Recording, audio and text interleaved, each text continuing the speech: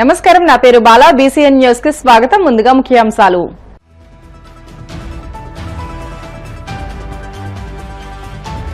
AP electronics తయారీ పాలసీకి cabinet ఆమోదం. వివరాలు వెల్లడించిన మంత్రి కొలుసు పార్థసారథి.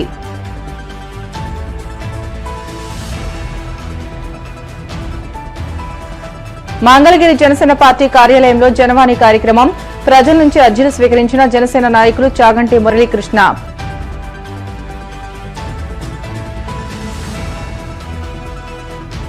మద్యం కుంభకోణం జరిగినట్టు సిట్ దగ్గర ఆధారాలే లేవన్న వైసీపీ మాజీ ఎమ్మెల్యే కేతిరెడ్డి.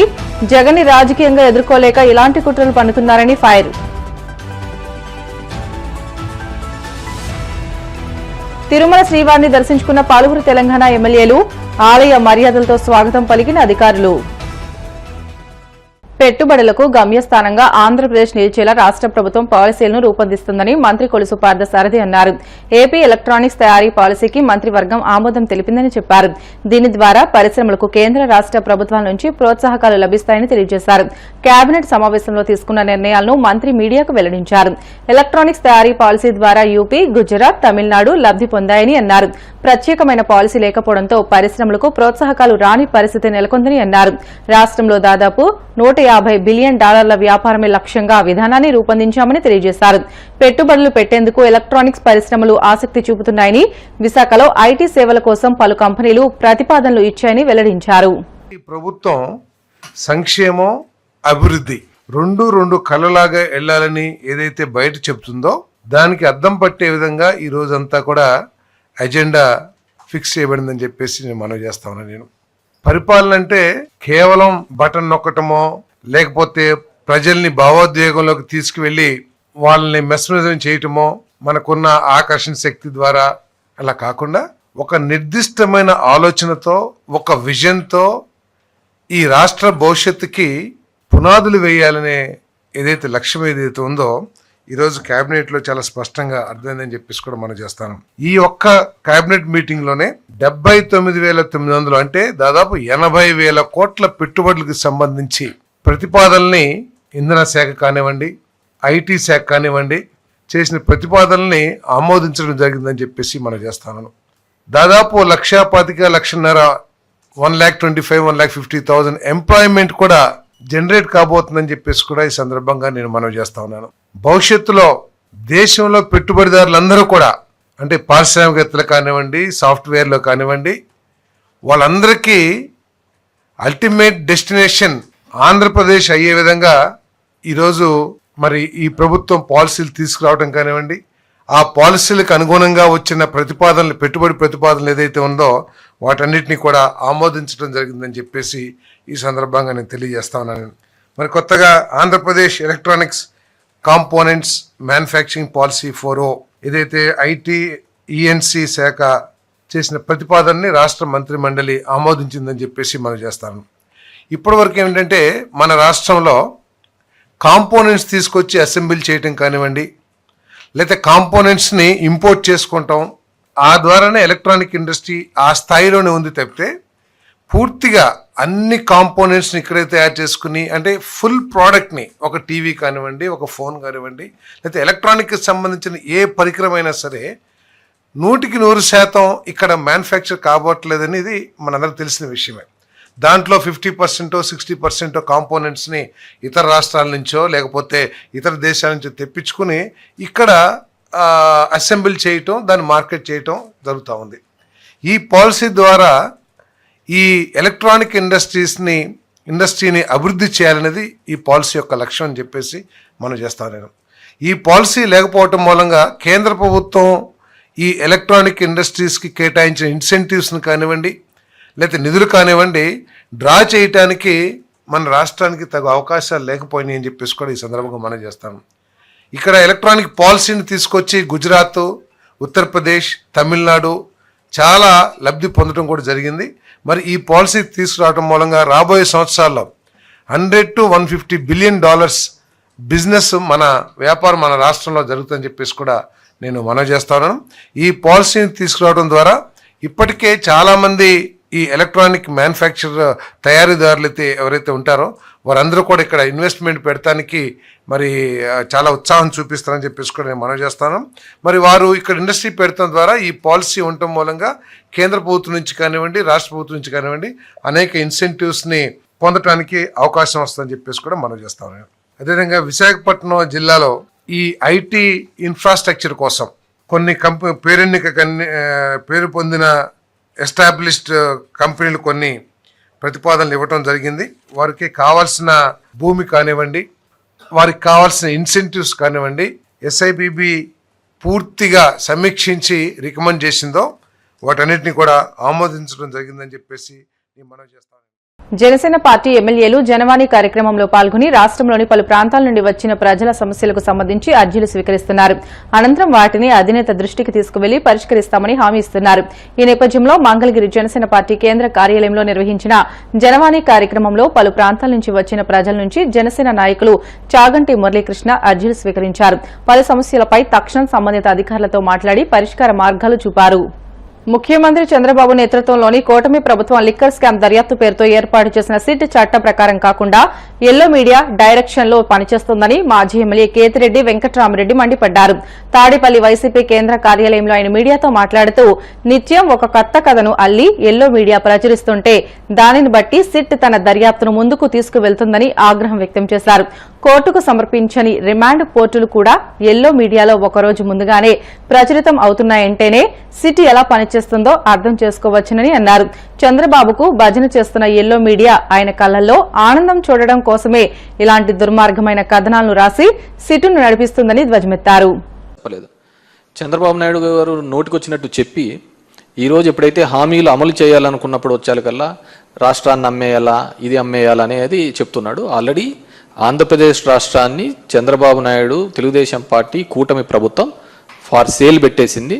దాంట్లో భాగంగానే మొన్న కూడా చూసినాము 1,90,000 కోట్ల రూపాయలకు సంబంధించి APMDCకి సంబంధించినవి కూడా కేవలం ఒక 9,000 కోట్ల కోసం ఈ మైన్స్ అన్ని కూడా గ్యారంటీగా పెట్టే సందర్భం కూడా చూడడం జరిగింది. మీరు బాగా చూసినారు అంటే ఈ రెండు పత్రికలో, ఈనాడు జ్యోతి పత్రికలో వచ్చే కథనాంశాలు కానీ ఇవన్నీ బాగా చూసినారు అంటే 4 to 9 వరకు కూడా రాజశేఖర రెడ్డి గారు ముఖ్యమంత్రి ఉన్నప్పుడు కూడా తెలుగుదేశం పార్టీ ఎప్పుడే కానీ తన ఏం కావాలని అసెంబ్లీలో కూడా మాట్లాడడానికి ఉండేది కాదు మ్యాటర్.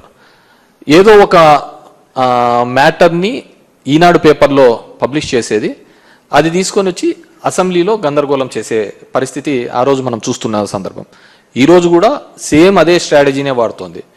ఈరోజు సిట్ అనే దర్యాప్తు సంస్థ ఎవరి చేతుల్లో నడుస్తోంది అందరికీ తెలిసినదే. సిట్ రిమాండ్ రిపోర్టు కోర్టుకు సబ్మిట్ చేయదు. సబ్మిట్ చేయకముందే ఆంధ్రజ్యోతి ఈనాడులలో కథనాలుగా వస్తుంటాయి. అది ఏ విధంగా అవుతుంది? ఒక కాన్ఫిడెన్షియల్ డాక్యుమెంటు, జడ్జి ముందర పెట్టాల్సిన డాక్యుమెంటు, ఇవి కొన్ని పేపర్లు వాళ్ళ అనుకూలమైన పేపర్లకు ఇచ్చేసి దాని మీద వాళ్ళు ఇష్టానుసారం ఒక కథనాలు చేస్తుంటాయి. ఒకసారి ఏమో అవన్నీ ఇచ్చేసినారంట, ఎలక్షన్లలో పనిచేసినారంటారు, 3,500 కోట్లకు 300 కోట్లు పనిచేసినారంట, మిగతా 2,300 కోట్లు ఎక్కడున్నాయి? ఇంతవరకు బ్యాంకులలో ఉన్న డబ్బులను సీజ్ చేశారనే ఒక పద్ధతికే చూపిస్తున్నారు తప్ప ఫలానా చోట ఇంత బల్క్గా డబ్బులు దొరికినాయి అనే పద్ధతిలో ఎక్కడా కానీ చూపించడం. ఒక నెరేటివ్ని బిల్డప్ చేస్తున్నారు.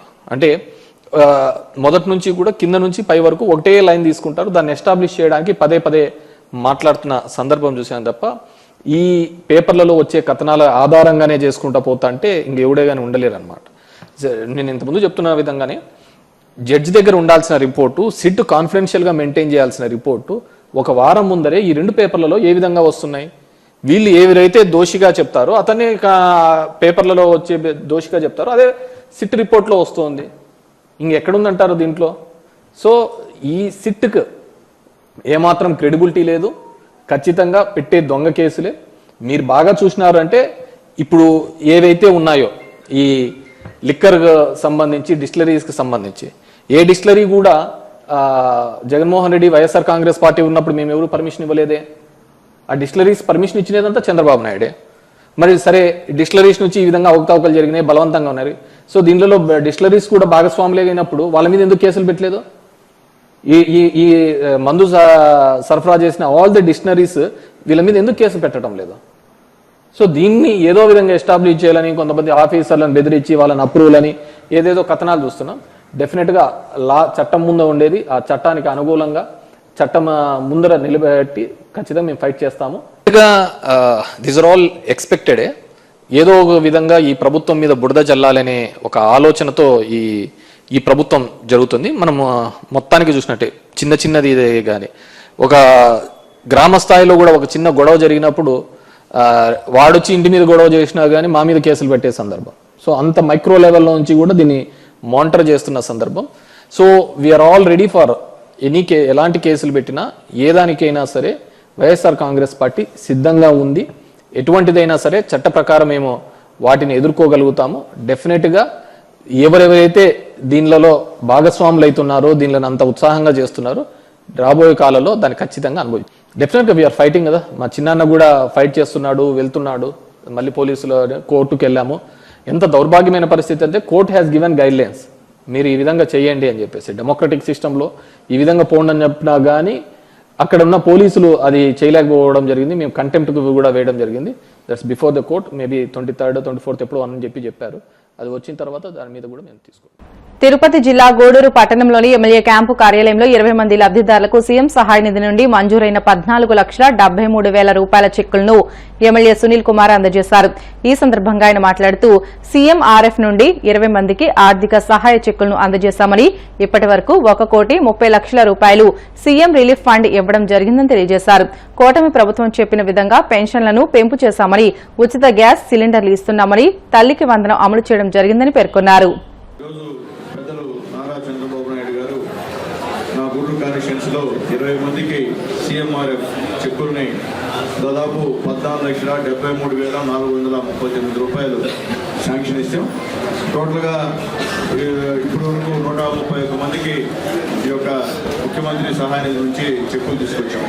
టోటల్ 1,37,94,699 రూపాయలని ఇప్పుడు దాకా ఇచ్చాం. త్వరలో కూడా మళ్ళీ కూడా ఒక వారం 10 రోజుల్లో ఇంకో విడత చెక్కుల్ని ఇచ్చేదానికి సిద్ధంగా ఉన్నామని తెలియజేస్తున్నాను. నేను ఎవడో తెలియజేస్తున్నా, వైఎస్ఆర్ కాంగ్రెస్ పార్టీ గుడ్డోళ్ళకి ఇవన్నీ డూపా అంటే సూపర్ 6 డూప్ అన్నారు, ఇదిగో డూపా. నేను ఎవడో చెప్తున్నా, ఈరోజు మీరు వెళ్ళండి, తల్లికి వందనం ఏ తల్లిని అడిగింది పడిందో లేదో, అది డూపా. పత్రికా మిత్రున్నారు, మీరు బట్టే రాస్తున్నారు, మీరు విచారించిన అన్న డబ్బులు పడ్డాయి లేదు, పడితే రాయండి, పడకపోతే కూడా రాయండి, ఇబ్బంది పడలేదు. వాళ్ళకి ప్రభుత్వం డూప్ అని రాయండి, ఇబ్బంది ఏం లేదు. మీరు డూప్ వ్యవహారం చేసి, మీరు అరాచక పరిపాలన చేసి, మేము చేస్తుంటే ఎన్డీఏ కూటమి చేస్తుంటే ఓర్చుకోలేక మీ ఇష్ట ప్రకారంగా నోటికి 4 ఎట్లా తిరిగితే అట్ట మాట్లాడడం అనేది మంచి పద్ధతి కాదు. మీరు చేసే డ్రామాలకి వేషాలకి ప్రజలు కూడా సిద్ధంగా ఆల్రెడీ ఒకసారి మీకు శిక్ష విధించారు, మరి రెండోసారి కూడా మీరు శిక్ష రెడీ అవుతున్నారు. ఎందుకంటే అబద్ధాలు చెప్పి, ఎందువల్లంటే మేము ధైర్యంగా చెప్తున్నాం. ఈరోజు సూపర్ 6 చెప్పిన దాంట్లో పెన్షన్లు పెంచాం, పెంచలేదా? మీరు 1000 రూపాయలు పెంచేదానికి 5 సంవత్సరాలు గందరగోళం చేసి పెంచాం.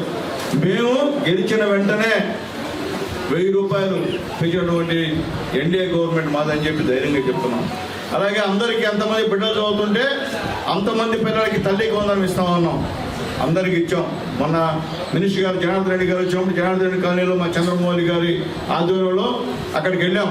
వెళితే మొత్తం ముస్లిమ్స్ 5 మంది బిడ్డలు వచ్చి ఒక స్లిప్ రాసుకొని, అయ్యా మాకు 5 మందికి తల్లికి వందనం పడింది, థ్యాంక్స్ చంద్రబాబులు లోకేష్ మాన్ గారు అని చెప్పిన బోర్డు కూడా మీరు చూపించిన విషయాన్ని కూడా నేను తెలియజేస్తున్నాను. అది అబద్ధమేనా? వాడిని అడగండి, వాళ్ళని అమ్మ మీకు పడిందా లేదా, లేదు ఎమ్మెల్యే చెక్కులు ఇచ్చాడా, లేదా చంద్రబాబు నాయుడు తప్పుడు చెక్కులు ఇచ్చా అడగండి. అయ్యేం అడగకుండా అంతా డూప్ అంట. నేను చెప్పేది ఒకటే, మాది సుపరిపాలన, మీది సుపారీ పరిపాలన. అందుకని ఈరోజు శిక్షకి అనుభవిస్తా ఒక్కొక్కడు బయటపడతా ఉన్నారు మీరు చేసినటువంటి తప్పులకి. కాబట్టి మేము చెప్పేది ఒకటే, వాస్తవాలు చెప్పండి. గ్రామాల్లోకి వెళ్ళండి, ఎవరు సిమెంట్ రోడ్లు వేసారో చూడండి, ఆ బోర్డు చూడండి ఎవడు వేసారో, అదిగో డూపా, ఆ సిమెంట్ రోడ్డు కూడా డూపా చెప్పండి. చెరువు కట్ట దగ్గరికి వెళ్ళండి, చెరువు రిపేర్ చేసాం, అదిగో డూపా. సూపర్ 6లో 90% మొత్తం చేసిన గవర్నమెంట్ ఏదైనా ఉంటే అది మోడీ గారి గవర్నమెంట్, చంద్రబాబు నాయుడు గారు, పవన్ కళ్యాణ్ గారు, లోకేష్ గారి గవర్నమెంట్ అని చెప్పి ధైర్యంగా ఎక్కడికి వెళ్ళినా చెప్పేదానికి మేము సిద్ధంగా ఉన్నాం. బులెటిన్లో షార్ట్ బ్రేక్ తీసుకుందాం. Stay with us.